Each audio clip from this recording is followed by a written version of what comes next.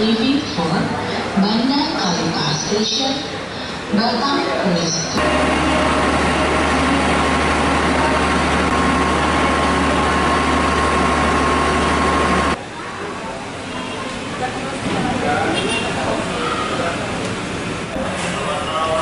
Ya, untuk libur panjang akhir pekan kenaikan Yesus Kristus ini, KAI Divisi 1 Sumatera Utara menyiapkan sekitar 53.700 tiket selama 5 hari tersebut. Jadi setiap harinya kami menyiapkan sekitar 10.700 tiket yang dapat dibeli oleh masyarakat.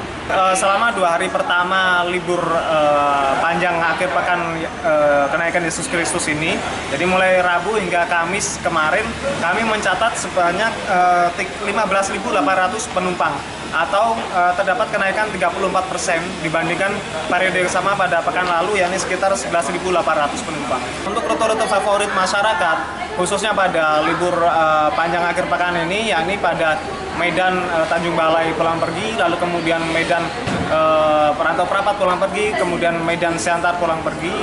Dan kami selain rute-rute tersebut, masyarakat juga masih dapat menggunakan kereta api pada rute-rute yang lain. Jelajahi cara baru mendapatkan informasi. Download Metro TV Extend sekarang.